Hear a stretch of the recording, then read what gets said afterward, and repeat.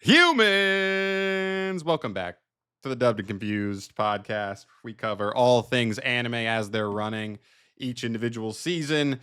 We're in, I guess, technically week 4, even though we started in week 2 just because we wanted everything's first episode to come out. But we've got a lot of episode 3s and 4s this week, as well as Chainsaw Man, REZE arc that we're covering today. Spoiler free. We'll go spoiler free on the movie just because it's been out for like 5 days and most people probably have not seen it. So don't want to ruin that from that perspective, but we'll just give our general thoughts on it overall, and you'll get an idea if it's actually worth going out and seeing.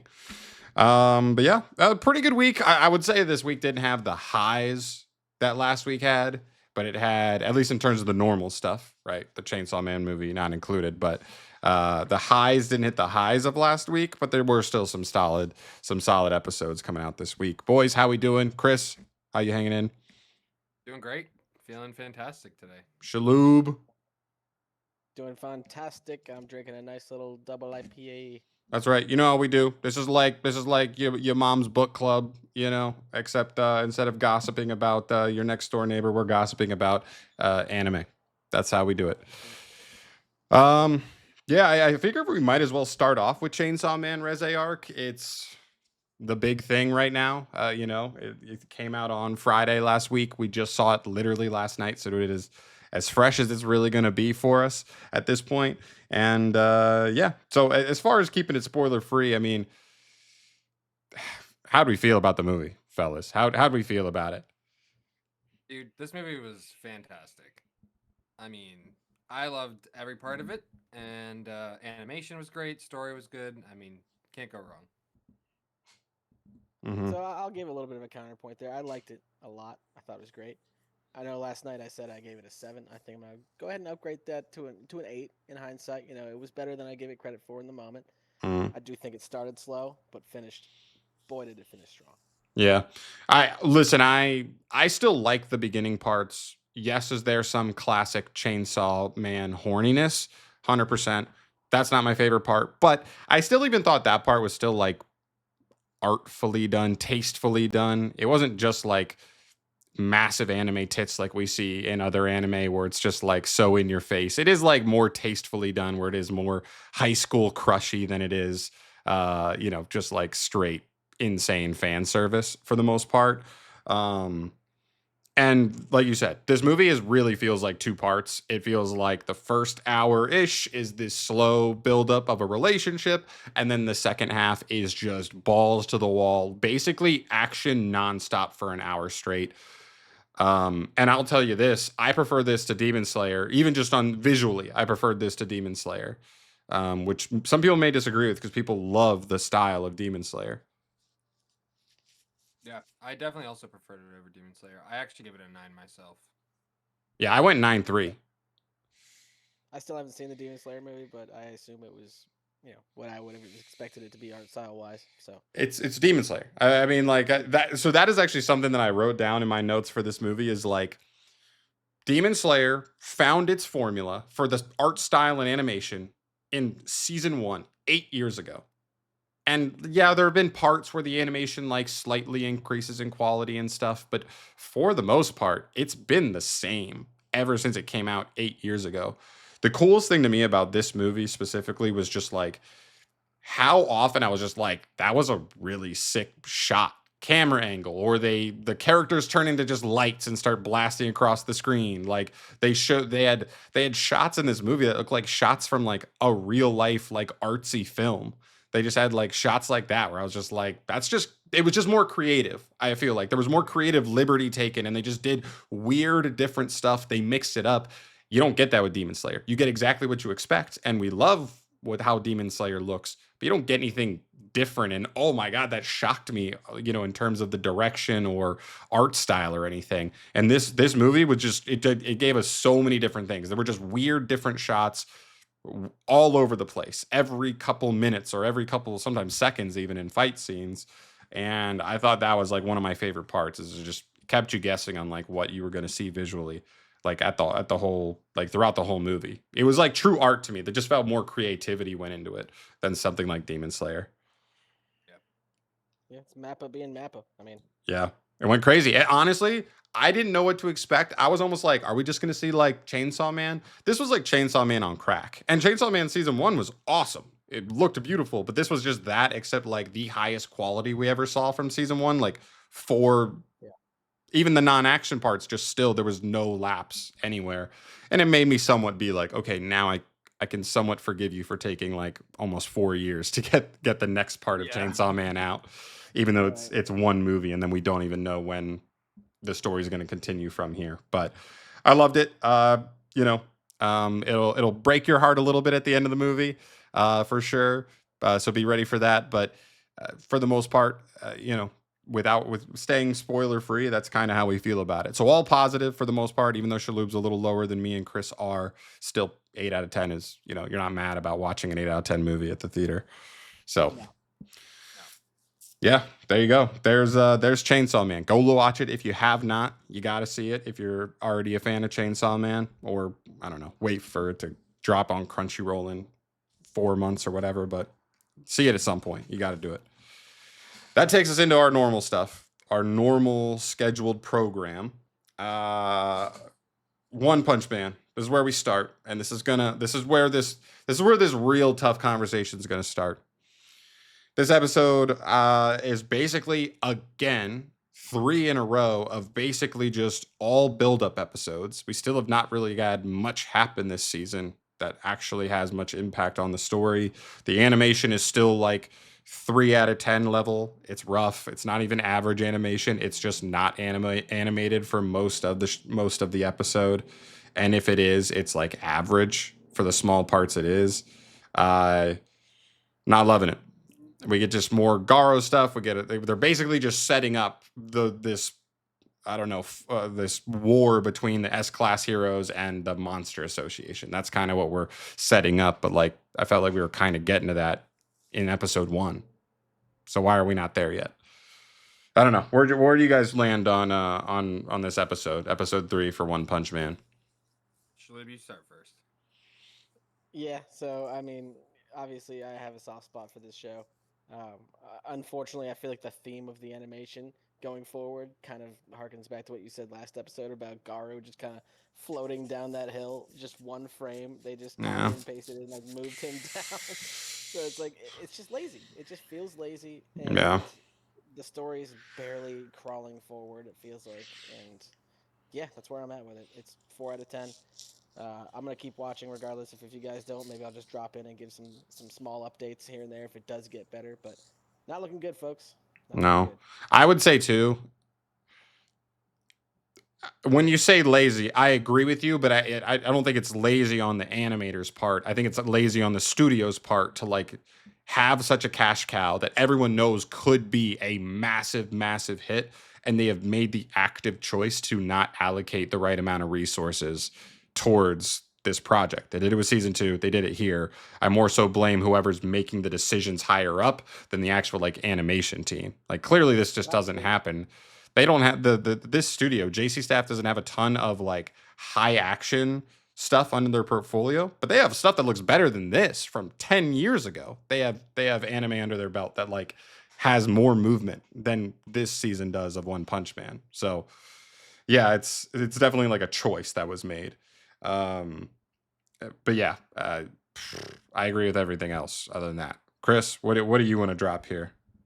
Yeah, I mean, something that I noticed, and I don't know if it, because I talked to the boys about it, and they don't watch the shows the same way I do. I watch on my computer with my headset on. I clocked audio issues. Like, it's almost as if they are using a different mic. The quality is just slightly off compared to the episode prior, and it could just be me just, being paranoid or over analyzing everything, but if you've watched episode 2 and then you go and watch episode 3, let me know your thoughts down below if you guys clocked any audio issues, especially wearing a headset too. But I gave it a 4 out of 10. I'm actually just ready to drop this show, to be honest with you. It's been so lackluster, and it's just not One Punch Man. So I gave it a 3 out of 10. There's a fight between two characters we don't even really know, but they're supposed to be cool, and it's on the like it's this fight on a waterfall, and it is just like, dude, it's brutally bad. It is so ugly. They're like floating. It's like nothing like I don't know, man. It looks like how something would have been animated in like 2004. Like obviously the art looks better than that, but like just in terms of pure movement and stuff, it's like it is all choppy and nasty looking. So I'm out. Yeah. Truly, what do you give this episode? Yeah, I mean, I said at the beginning, I said it's 4 out of 10. I'm with Chris on that. Okay, okay. There was exactly one part where I was like, "Oh snap, that was pretty well animated," and the rest of it was just tough to watch. Yeah. Yeah, I said the same thing. Sorry to cut you off, John. Yeah, you're There's good. literally one part, and it was well animated, and it was the beginning of the fucking episode where they're like kind of showing the conclusion of the fight. With, Yes. And yeah, so I was just like, cool, this is well animated. Let's get the rest of the episode that way. And then it's nothing like that, and I was like, No. cool. No. I have this is the first one we'll ever do on this show.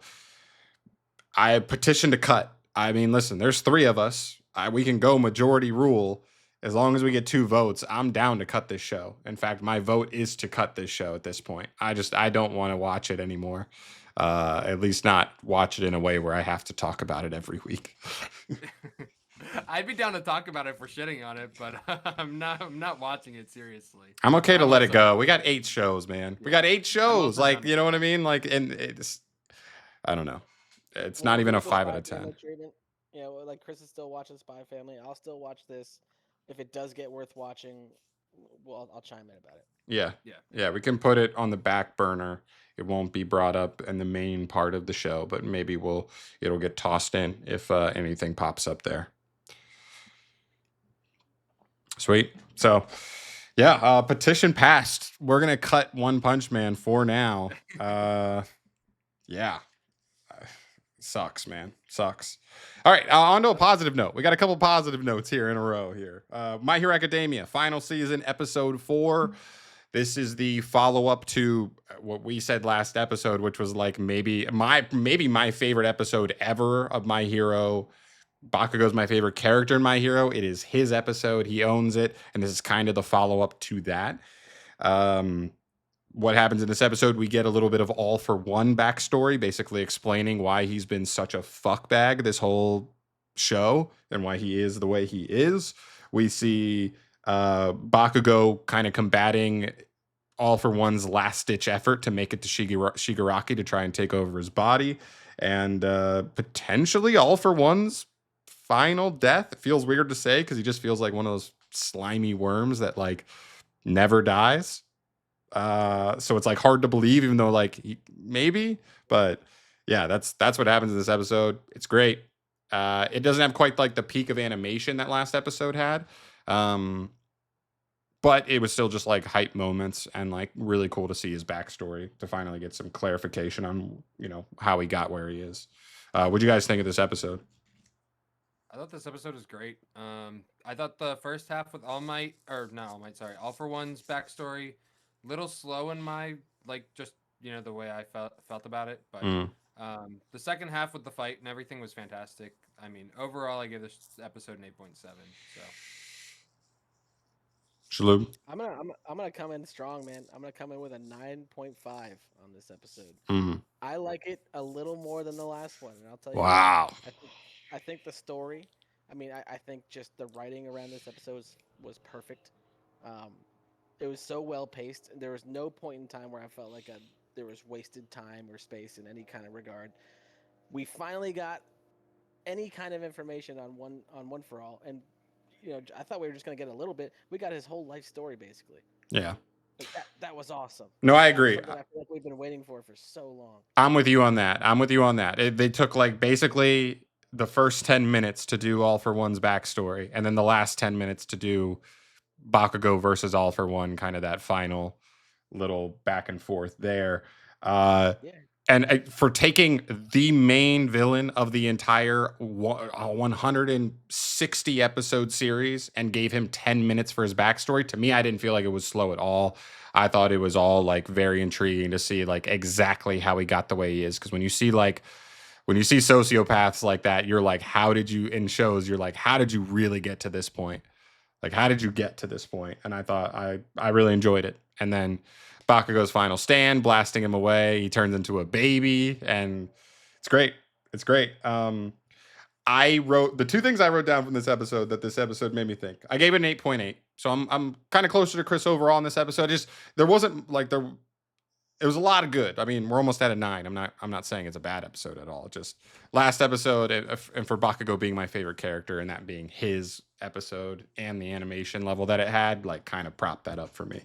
But the two things this episode made me think was one, I'm sure as hell glad that the mangaka went the Bakugo route instead of the Todoroki route. There was a point early in My Hero when we're getting into like season 2, season 3 where I was like really starting to wonder if they were trying to set up Todoroki as being like the secondary MC kind of thing, and like he ended up going on into his own kind of arc with his family, and that's fine. But the whole time, I like watching this now, I'm like, thank God we went the Bakugo route and not Todoroki. Like making sure Todoroki wasn't in this spot. Uh, Todoroki's fine to me, but I think he's kind of bland. I think Bakugo has much more interesting shit going on. And then specifically the moment in this episode where All For One is kind of panicking and kind of like he's all flustered and trying to take his last ditch effort, and he screams like, this is supposed to be my story or whatever. And then Bakugo, like I thought it was great writing because Bakugo was like, it was always our story. And that wasn't him saying like it was him saying me and my friend's story, like me, like all of Class 1A, all the heroes. But that was also because he's gone through season 5 or 6 or whatever. It felt like Bakugo's whole thing was he was saying the same thing All For One was saying, which was like, this is my story. And this was literally him in response to All For One saying like, no, it was never my story. It was our story kind of thing. So I just thought it was good writing, and it hit, the moment hit for me. So I thought that was sick. I thought they did a great job with that. Yeah, we're all around 9 to 9.5 on this one. This is a good one. And I'll say too, one more thing on My Hero, the pacing. Like theoretically, All For One is dead through 4 episodes of this season. Yeah. Now literally all that's left, Shigaraki and Izuku, and then maybe we'll have a half episode to an episode of Present Mike, Aizawa trying to save Kurogiri, and that's like literally all there is to resolve. Like at this point, other than that, like that's all that's left. That sounds like 8 episodes to me, fellas. I don't know.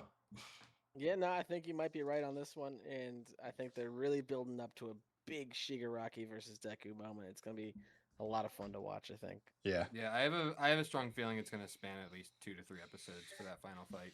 Yep. At least. We'll see. We'll see. I'm excited for it, though. I'm excited at the pace the final season is going at. This is the kind of send-off. We're working towards the exact kind of send-off that we wanted for My Hero, because we wanted to like it. It felt like it'd kind of been lulling these last couple seasons, but finish strong, you can save a lot of middle. So, all right, next up, Gachi Akuta on the slate.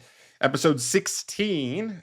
This episode has a couple cool things. We have the cowboy. I don't remember his name, but the cowboy talking with Bro. This is what is his name. I love it. Yeah. For the info exchange, and all he just wants is just basically useless. Like just like this is like what a fan wants to know about, like their favorite celebrity crush kind of thing. Like this is what like a high school girl wants to know about, like, you know what I mean? Justin Bieber back when we were in high school. Like that's what they want to know. They want to know his what he does in his spare time kind of thing. It's very funny. The second thing was we get kind of a little more on the Raider boss and Rudo's conversation. That doesn't really go anywhere, but they just check in on that for a little bit. And then the big part of this episode for sure is Zonka versus Jabber. We get the second part of that here, and that was definitely the highlight of this episode. It looked great. It was very hype. We kind of came to the realization that I was worried about last episode, where I was like, has Zonka been hiding another form, or has Zonka just like, does he need to unlock another form soon? And we kind of get confirmed in this episode. He does not have another form. He's just fighting Jabber's crazy new form of his claws, but in his standard form, and just trying to carry mid all the way to victory. Yeah, I have a feeling we're looking at a sort of Super Saiyan type situation with Zonka, where like he just kind of gets more powerful the angrier he gets. You know, like he just kind of plays up to competition. Maybe. Yeah, maybe he's like calm, cool, and collected, but then like if you push him into the corner, that's like when he's back against the wall, he's gonna make it happen kind of thing. Oh yeah. I really like the Zonka Jabba fight. I know. I mean, I obviously have been ahead, so I know what happens in the end here. But I think the way the animation is doing it compared to the panels, it's spot on. I mean, it's everything that I kind of imagined in my head when I was reading. So Nice. it's being done really well. And that's what you want. That's what you want. And it looked really good. Like I thought that there have been parts of Gachiakuta where I wanted real Sakuga and it didn't really pull through for me. But I felt like this portion of it at least, and last episode too, with the beginning part of this fight, like I was very happy with how it looked. It felt up to par of like the next hot shonen and what it should be. The only specific notes I had on this episode was like the warp portal girl. Her power is like broken, like Yeah. like a broken surveillance ability combined with like a broken travel ability where she can just go. I'm assuming it can't go literally anywhere, but it seems like the distance on it is pretty damn good.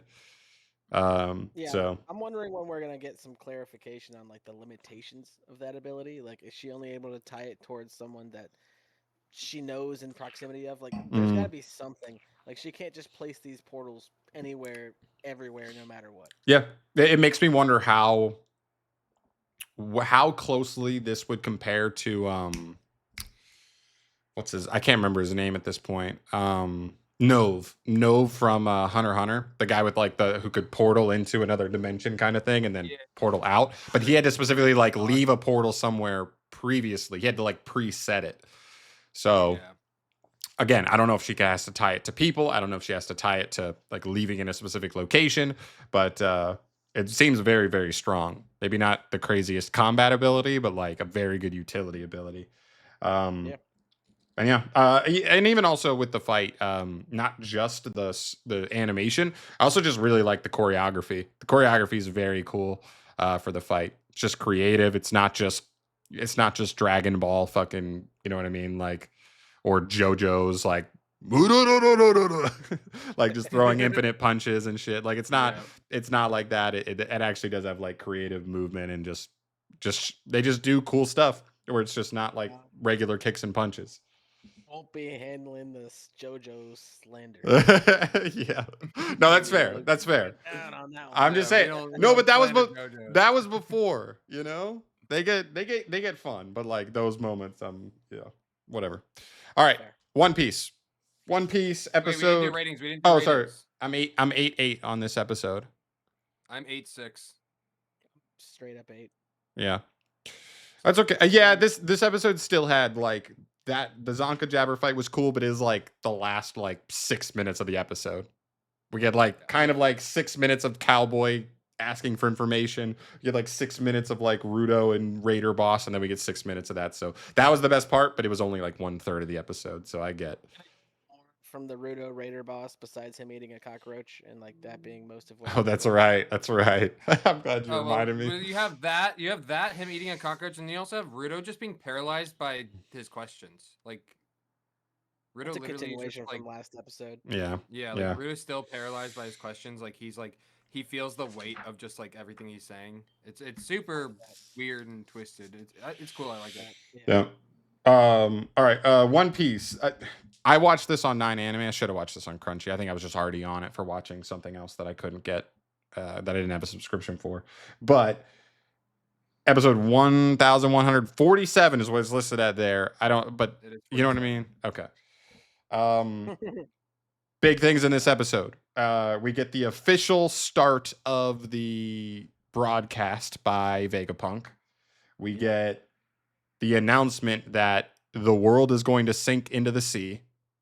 Yep. And the elders are kind of frazzled because the beginning of this episode, the end of last episode leading into this episode, was Mars making his way all the way to, I don't know exactly, the Labo phase or whatever, because he thought he found the transponder snail that was sending all of all of the transmission all over the world. So that like he kills it in this episode, but it doesn't stop the transmission. So then they get like then they truly start panicking and they're like, oh fuck, we didn't get the right one. Where is it?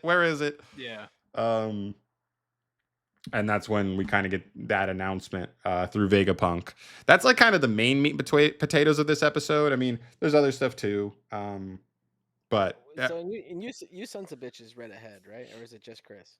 no, I'm read ahead. I don't am know. caught up. All right, so I'm the only virgin flower who has yet to happen Yeah. as a result of This is a big episode for a virgin. Yeah. This is. How do you feel, Shalhoub, with the announcement that the world's going to sink into the sea? I mean, it's nothing short of shocking, but in a way, it's also kind of like, I don't want to say it's predictable at all because, like, how can you say that? But how else do you define like all the snaky different islands and like where's the main? There's one main continent on this world. There's just no way. Yeah. Something had to have been afoot. Yeah, I mean, something's always been afoot. I mean, some could just mark it down to, oh, that makes sense. Like the nobility of this world think they're better than everybody else, so they live higher than them on the red line. The other way to read it is like, oh, the plan all along was to be on the tallest landmass, and then sink every other island on the planet. So that way it's just you left. Right. Kind or of at least thing. Leave enough islands that you can exploit and like make money from. My only thing that I don't fully understand from this plan is like the pirates will be fine. Like you're gonna sink all the islands in the world. The pirates are your number one enemy, and they're the ones that are on ships, so they're gonna be okay. Assuming, I mean, we don't know the exact way that they're going to sink the planet, but like if that is their plan, then they're sinking all of their revenue is what they're doing. So what you said is like it makes no sense. Yeah, I don't know.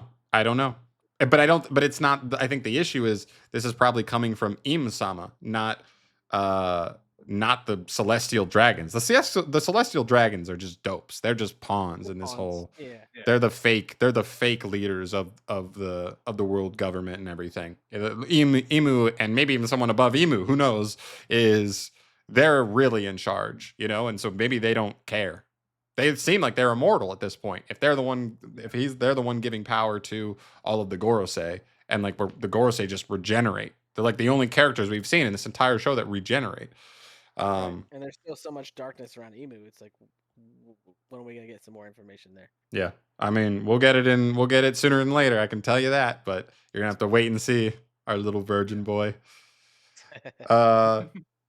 Yeah, the cool things I liked in this episode was Jupiter climbs up on top of the cloud to try and. I guess he's also going to start looking for ways to turn off the transmission, but he just kind of comes across Usopp. It's like Usopp, Nami, Brooke, Robin, Chopper, and then Lilith. Who's the green one? Edison had dove in last episode off the cloud. Right. All right. It was last episode. But he tries to kill them, and I like they all stepped up. He tries to like he sees Robin, and it just makes him angry because he knows she's such a threat to like get information about the Void Century out to the rest of the world. So he tries to like puncture her, but everybody kind of steps up. I mean, we kind of got the scrub crew here. You know what I mean? It's all the weaklings of the Straw Hats, but they all kind of work together to. Each of them kind of like deflects one of his claws, and Nami like grabs Robin to like get her out of harm's way. It's nice. I was like, they got the job done. It wasn't pretty, but they got out of there. Everyone contributed. Yeah. And then the other cool one is we see Sanji and Bonnie give a little bit of business to Ethan Barron, who's the skeleton horse. I will say the kick from Sanji did not hit quite as hard as in the manga. Like the manga panel is actually so sick. His face is like, his chin is like mushed up into his forehead. They get like smushed. He kicks him so hard that like you can like you like tell it's like ringing. But he kind of like kicks him, and then he like immediately is like fine, and then just kind of like smacks Sanji across the island. But turns into a horse, yeah. And then we also got to see Bonnie turn into her giant form, like her giant future. We don't get to see the result of that attack, but just still cool that like that's in her bag, as she can just transform into a giant for one big attack. Her power's Yeah, cool. I wonder where she got that from. Is it from seeing the giants, or like was she always able to do that? Her power has explained always it. allowed her to. So like if she can like see a world where there is a possibility that she's a giant, then she can like temporarily like transform herself into that possibility, that alternate universe where she is a giant kind of thing. If she can clearly see it in her mind, she can like temporarily like gain an ability. That's badass. It is. It's very broken. I mean, they try to limit it by making it like only like super short. Like she gets it for like 5 seconds, kind of thing, one attack. Well, I'm also Yeah, kind of fine with her being a little broken since she's basically an experiment. sure. If she's gonna be broken, like it's the government's fault for this happening. Yeah. Yeah, fair enough. Yeah, that's it. I gave an 8-1 on this episode. There was like the announcement's cool, but like it hits at the very end of this episode. Other than that, it's kind of just a lot of scrambling around, waiting for the announcement to start. So for me, I thought it was solid, but just not like crazy. I felt like last episode had a lot more oomph to it than this one. So 8-1 for me. Yeah, I actually went way lower. I went with the 7.5 on this one. It just set up stuff pretty much up until the announcement. So for me, it's like I'm really more looking forward to the next episode with the rest of the announcement. So it was all set up, other than like what John mentioned with the cool little scrub fight, and then you have the Sanji and Bonnie little bit. Those parts were good. So I didn't want to really knock it down, but it wasn't all that spectacular for what it's worth, in terms of in the total of One Piece. So Yeah, it's a solid 8 for me. I just thought it was good. I thought it was great actually, and I can't wait to see what's next. Cool. Yep, we're around the corner from more exciting stuff, especially leading into Elbaf. All right, into we'll call them the what do we call these shows? Like the scrub shows, the hidden gems, the potential hidden gems. That sounds a lot more positive. Yeah, it makes it sound like yeah. Yeah, there we go. All right, Dusk Beyond the End of the World. This is episode 4, which is basically episode 5 because there's an episode 0. This episode is most of all of this episode is a double date between the siblings who want to marry each other, and our two MCs. And then once the father learns that they love each other and want to marry each other, he wants to now kill them and get them out of the family. That's kind of the big stuff that happened in this episode. I don't know. This episode was fine for me. I could have done without both of these last 2 episodes, to be honest. Yeah, I am in the same boat. The only notes I really have was the biggest gripe I have with the show is that I still can't stand the nose drawings. The nose drawings? Yeah, they have an extra line on the nose. It's weird. It looks weird to me. It's it's just off compared to regular anime noses, where it's just a little triangle kind of, it pisses me off. It just bothers me. Okay. All right, you freak. Keep going. And then the other note I have is Akira really just loves jumping in front of bullets for women. What is going on? It's his move, man. That's why they fawn over him. It's just those are the only 2 notes I had really for the show. I was like, I can't stand the noses, and Akira just wants to get shot at all points in time, apparently. But I thought it was a silly little episode. You get a little bit more plot, but there's nothing really too, overly enticing in it. I gave it a 7.5. I'm shocked. Chris, I really thought you were gonna love this episode, if I'm being honest. I mean, the episode was fine. It was solid. I just it wasn't on par with some of the other levels. I wanted more fights and more kind of action to happen. I get it is an isekai and they are kind of going through the world and exploring more. I feel like this would have really scratched your romance itch in a lot of ways. I feel like they're really starting to develop these characters and develop the android's feeling of love for Akira. Yeah, but there's too much incest romance that's happening. That's the problem. So it's yeah. Yeah, so I'm just I'm not about it right now. So it wasn't hitting. That gets awkward, but it's also surprising to me that you don't like it. Anyways,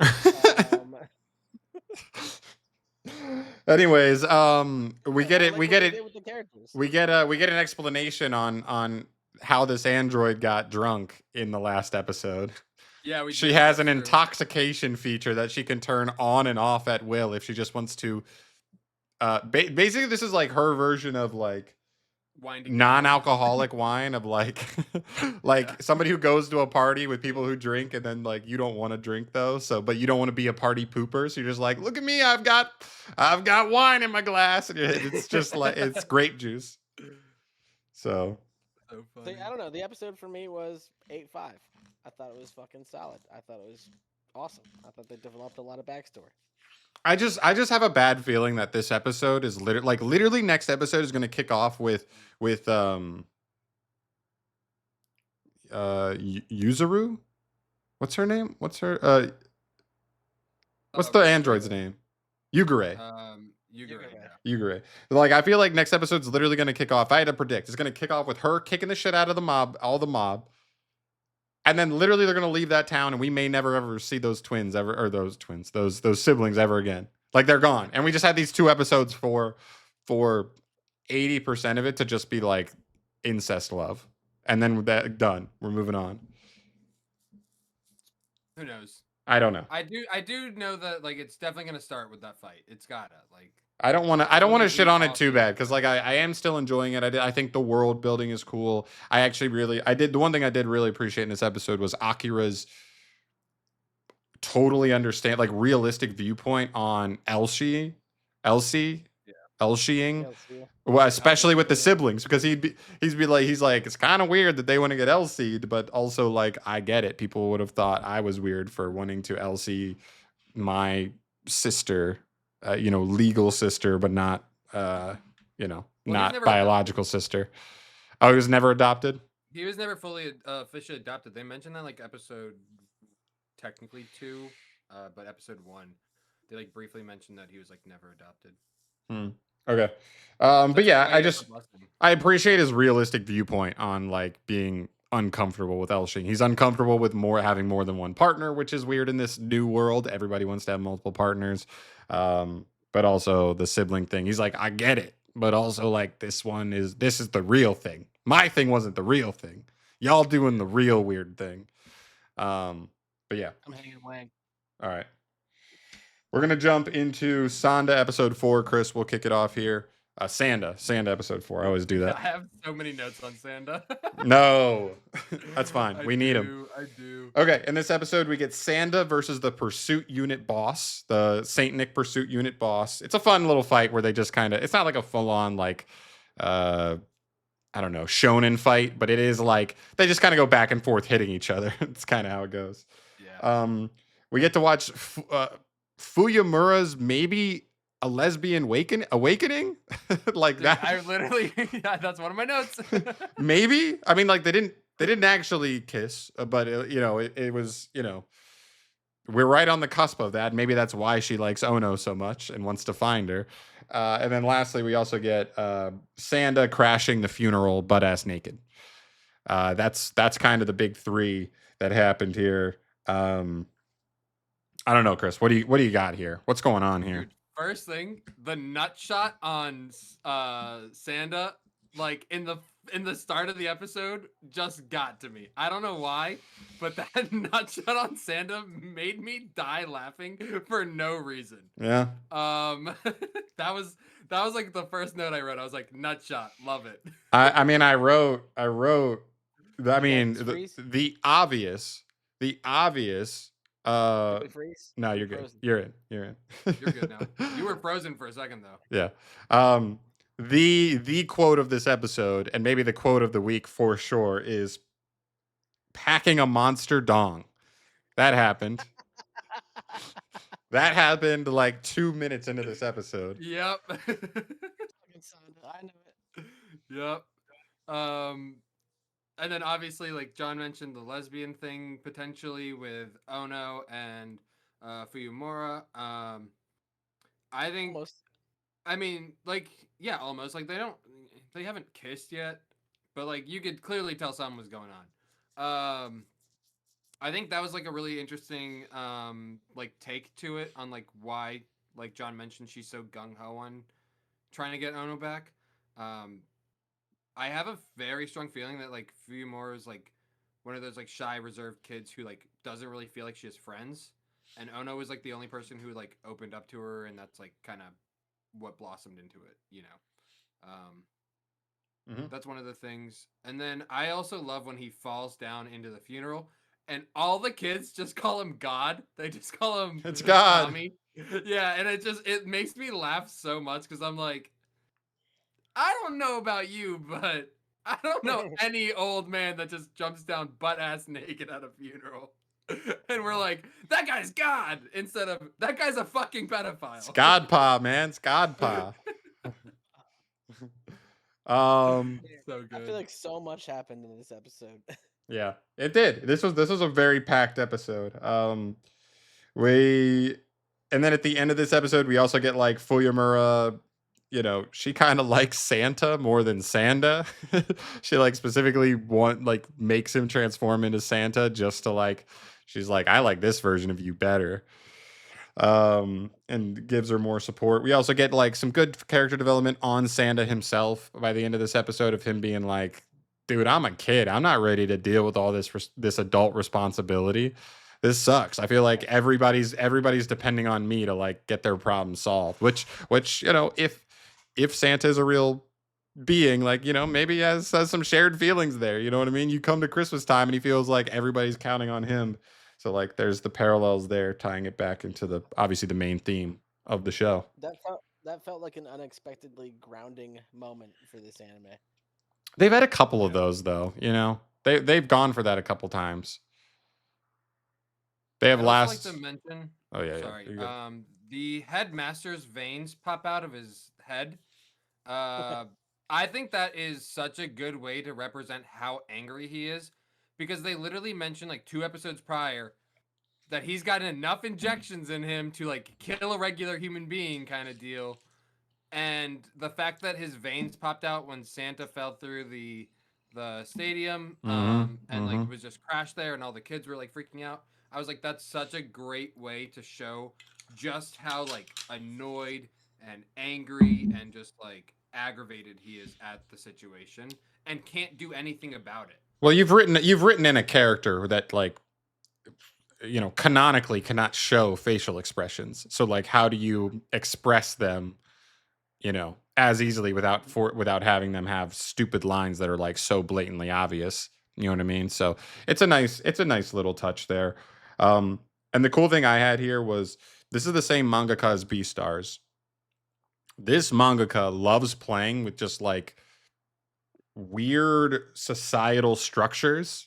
He loves writing universes that have like strange societal structures in them. Like Beastars is basically like a world where everybody is just a different animal, and they have laws around carnivores being able to eat or not eat certain, you know what I mean, like animals further down the food train and stuff. So they have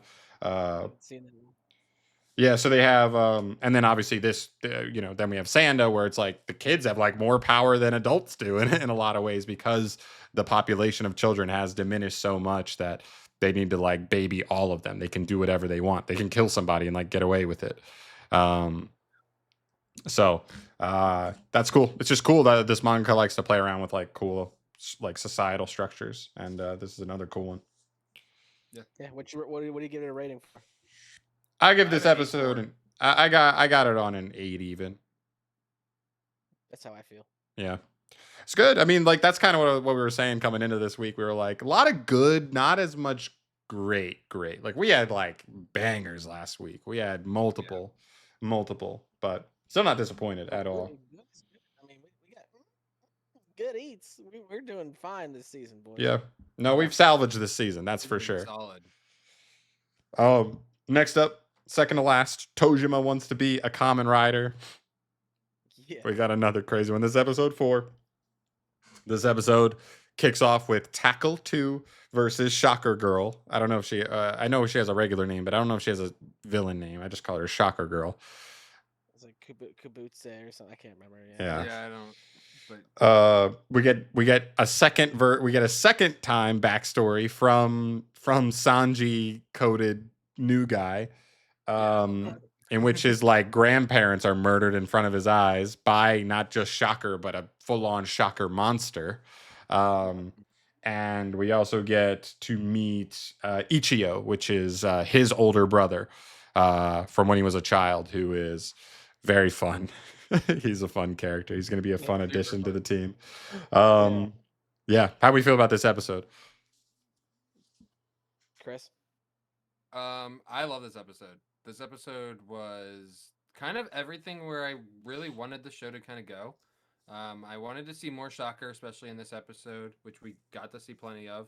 And I was really interested to see where the story would go with the brother, because they do mention it in last week's episode. And I think the way that they did it was excellent. Just bringing him in, the little fight that happens between the two of them, and I thought it was great. I was actually really surprised though with the blonde haired brother and the girlfriend. That whole thing was still kind of weird to me. Like, she still loves him and he kind of still loves her, but like she then summons all the rest of the Shockers. I don't know.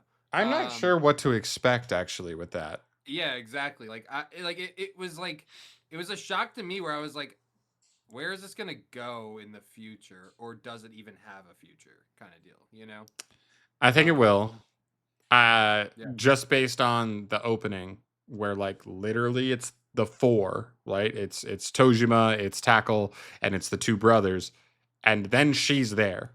Like they literally have just a quick scene in the opening where all five of them are standing there, and she's kind of standing there like she's part of the team. So my guess is they'll get it resolved, or she'll be, or Shocker will basically throw her to the curb, like, you were dating a human, like you're out. Yeah. And then she ends up joining them as a result, out of vindictiveness towards the rest of Shocker. But yeah. Well, those are my exact thoughts. What you just said right there. I think that she's gonna flip somehow, and probably become part of the team. Yeah. Yeah. Yep. I'm fine with it. I'm fine with it. Yeah. Oh, we don't want a sausage fest. 3 and 2 is a good Oh, yeah. ratio. 3 and 2 is a great ratio. Fantastic. My favorite quote from this episode is from Tackle. When she sees Ichio, she goes, "He's absolutely radiating aura." Yeah, such a good line. It's Such a good crazy. line. It's a crazy Harmony. line. I don't even know if that was supposed to be a line. Like, when she says aura, she means like, just what we've known aura for so long. Like, oh my God, he's got a lot of energy. Or if it literally means like the modern American version of aura, like this guy's got Oh, aura, yeah. like Gen Alpha aura. How he also tries to dog Tojime. He's like, "What do you think's the best?" Yeah. best They literally have It's a they literally have a obviously week rider 3. verse power scaling argument. Like, Yeah, and it's Tojime crazy. just has to be like, "Hold my beer. I'm gonna fucking slug this dude." Yeah. Realizes the OG is the best. Dude, Yeah. so funny. No, they're gonna be fun. I think they're gonna have a cool dichotomy of like, Ichio is gonna be more of like that. He's gonna be the kind of fighter who's like more agile. He's gonna do more cool stuff, and then Tojima's just gonna be the like classic shonen MC. That's just, he'll take like 5 slugs to the face, but then he'll hit you harder than all 5 combined on the next one. Don't let him land one. He'll just be a brute. Yeah, it's gonna be Unk versus Youngin. Yeah. Oh, Yeah. easily. For sure. And then we leave off with Shocker Girl attacking again, except with a whole basically army of Shocker that she called in as backup, which was also kind of cool to see that like she has a signal that can call any Shocker member in the vicinity, and they all just run over, and they are littered all around Japan. So Yeah. yeah, It's just crazy to see how deep it goes, considering it was a TV show originally. And like, it's funny to me to see like the weird juxtaposition of like, oh, these guys are just like these fucking losers who couldn't grow up and like get out of being, in love with this TV show, to, hey, your TV show is actually real life. So kudos to you guys for like sticking through it and like, putting your passion behind it, kind of deal, because you're gonna have to use that shit for the future. The one thing I wonder about the series going forward, are we going to get a reveal on what the TV show is from? Like, if Shocker is real in real life, but like on behind the scenes, does that mean whoever made the Kamen Rider TV show was somebody who had, like the brothers, had experienced Shocker in their own lives, and that's what gave them the inspiration to make the TV show. Yeah, Well, that's true, too. isn't Kamen Rider like an actual TV show in Japan? I It think. is. From like, It is. yeah. So like, I almost kind of want to go back and rewatch some of that to maybe find some insight into what they're doing. You'll probably get some funny context clues, and maybe there's some like just based on old Kamen Rider, you may get some like funny hints about like small details in this show that like you didn't know what they meant before, and you could Right. there ties into that. There's probably some cool stuff there, but just canonically in this world, at least in the Tojima wants to be a Kamen Rider universe, I'd be curious on that. Like, did the show come first, or did Shocker actually come first? That's a good point. I didn't think about that. So Yeah. we'll see. That'll be cool stuff. But it's a good episode. I mean, it is very on brand with everything we've seen so far. We get a backstory, we get a fun fight, we get goofiness, we get good, like a great humor, and it's been everything the show's been so far. A little bit of everything. It's strong. It's a strongly written show. I Yep. like it. I gave it an 8.5. I like this episode. Not like out of this world crazy, but I liked it. Yeah, I have an 8.4. Yeah. Yeah, it's 8.5 for me. I Yeah. was right spot on with you on that one. Cool. Yeah. Final episode. Genosha. Ganosia. Episode 3. We're done with all that baby shit, all that 5-person, one Ganosia shit. Now we're on 7 people, 2 Ganosia. This is level 2, bitches. We also add engineer into the mix. Yeah. Yeah, it was really, really weird to like see roles take place like right away. As someone who has no idea what the hell the actual Kenosha game is or what it's like or It's just if werewolf. this is even a thing. It's just werewolf, literally. Literally just werewolf. But it's like, is there I'm guessing the engineer is a thing in the actual Kenosha game as well. Like, Yeah, it's the engineer Yeah, version it's of the taken priest from- or whatever. yeah. Whatever it Yeah, is it's in like taken werewolf. from Among Us too. There's an engineer role in Among Us as well. Yeah, we know all of what this is. I feel like at this point, but it's just, is that what this show is going to be? It's going to be like Yuri figured it out. Yuri won in this episode, and then just wakes up again and goes, "Wait, what the fuck? I thought I won. We got it right." Yeah, And so then they had that to aspect of restart, it and then there's is- just new rules, and there's just new rules that they're adding every time, making it a little bit harder every time. Like, where are we going with this? Right. And I'm with you 100% on that. It's kind of feels like a double-edged sword a bit. Like, it's going to take some really creative writing to make this archetype of a show work. I don't think they have it. I don't think they have it in the bag. Based off of this episode, I also don't think they have it. I literally wrote down, they won. Why is it still going? Who is this new chick? That was it. Those are all the notes I have from the whole show. Yeah. So Yeah. I'll play devil's advocate a little bit. I will say the fact that they did finally win gave me a little bit of a yes, like they did it. Like, But then it didn't mean anything, and they just had to restart on the yeah, next well, level. they're making you think it didn't mean anything until it does. So it's Sure. enough for me to give it another watch for another I think this is like a 2-episode, give them a chance type episode. Like, I mean, they like, left enough of a cliffhanger. yeah, don't get me wrong. Like, I still like the like art style of the show. I still like the. I mean, even the animation. Like, there's not a ton of it, but like, it's still good animation overall. Like the concept of the show is cool and interesting, and it's more like a murder mystery kind of show, where you're trying to solve along with it. Like, they don't give you a ton of context clues. They don't give you like the full information, so you are really trying to solve along with it. But this episode just felt lackluster to me, just because like there's too much happening at once. We had 2 whole days of meetings in this one episode, where previously it was one day, the entire episode, one day, the entire episode. And now we're getting 2 days in one episode. It just felt almost rushed, or like the days didn't matter as much going forward kind of deal. I don't know. I actually gave it like one of the worst ratings for this week, so It's one of the worst ratings for me too, but I will also play devil's advocate again on that point. I kind of like where they're going with the pacing. I like it that it's getting ramped up a little bit. They got us comfortable with how things are going, move past the things that we don't need to see, and get more towards the meat and potatoes of what's happening here. Yeah, I can understand that. I can withstand another episode or two. I did have this show on petition, on a vote. It's Do on the we? fringe. It's on petition to cut. We can cut it if we want. Sounds like Shalhoub wants to hang around for another week, I'm at willing least, to. or two, which is fine. 2 It's weeks. just a petition. We're majority rule here. I'm down to give it one more shot, especially if we're cutting One Punch Man. We're already cutting one. Do we need to cut two in the same week? We can give Ganoja a little more run. Maybe it'll wow us. Maybe it'll get a hold of our nuts next episode. Who knows? But we also had like all the character designs have been like very, very the same, and then we just get naked alien in this episode, just butt ass naked alien, other than a pair of I cowboy love him. boots. I love him. In the ramen bar, they're eating ramen together. Like, it's so good. I like the alien too. I feel like they did him dirty too by voting him out the way that they did. Did him Oh, yeah, dirty. He was right. He was a Genosha. I mean, Yeah, yeah. but Like, they didn't have did it much dirty. evidence. They didn't do him Like, they didn't dirty. have any real evidence. They were just like, oh, he's an alien.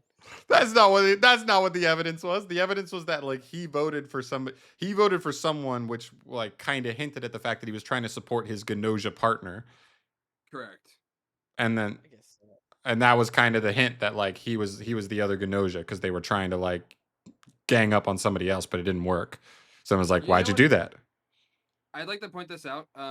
So in Among Us in the game itself, and I'm sure it's probably a thing in Genosha as well.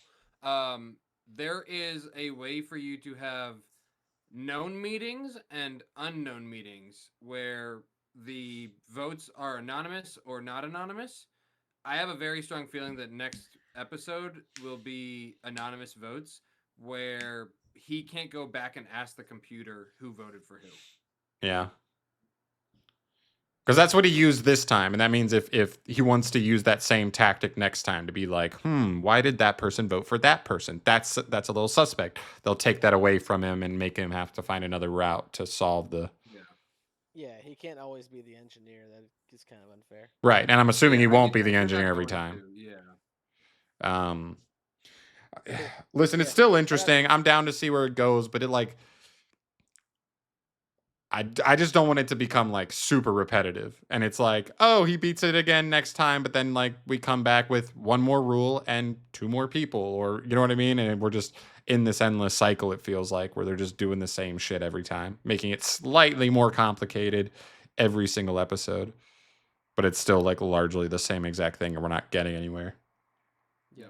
We'll see. We'll keep it for now. It is past the petition. Or I guess petition denied. What are we thinking for ratings? I gave this Oh, I have episode a- a 6.5. Yeah, I'm Wow, with you actually 100% on went. that. You guys went way higher than I did. I give it a 4.5. No, it's a 6.5, I think, because it does leave enough out there to make us want to watch it for one or two more episodes, maybe. Depends on your I mean, scale. like- We've talked about this. It depends on like how you view your scale. To me, like a 5 is like I could have gone without it or whatever. If something's below a 5, I like actively was like not enjoying what I was watching.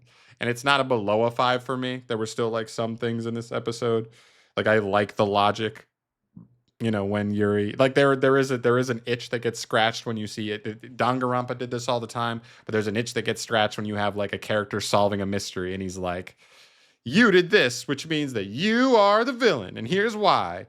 And there is like an itch that gets scratched when they do their Sherlock Holmes explanation.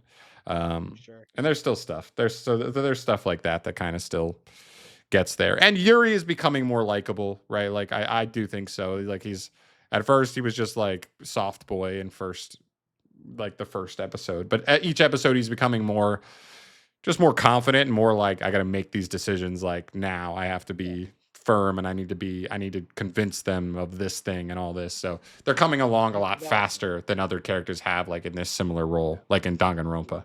So yeah, there you go. There's the whole slate. Like we said, nothing like crazy out of this world amazing this week outside of Chainsaw Man. If you're me and Chris. And other than that, pretty solid. Like still a lot of solid stuff this week. We're going to drop One Punch Man. Shalhoub will fill us in if we need to pick it back up going forward. But I will not be watching it this week. Chris will not be watching it this week, probably. And Shalhoub, it's up to you to try and reel us back in if it's worth it. Yeah, I'll let you know. All right. Other than that, we're out of here for today. There's Dubbed and Confused episode 3 in the books. Thank you so much for watching. As always, guys, let us know your thoughts down below if you think there's anything else we can add into this podcast. Any just notes, any advice, anything you think we can improve on. We'd love to hear your thoughts and feedback on that down below. If you made it this far, you're the best, by the way. Drop a poopy in the comments. I don't even know if we got any boogers. I didn't even check last week, but drop a poopy in the comments. And then we know that you're a real one. Or even better, drop a poopy and put the anime next to that you don't like the most. Yeah, you go. Yeah. Let us know what your poopy anime of the season is. We love it. All right, we're out of here. See you in the next one. Peace. Peace.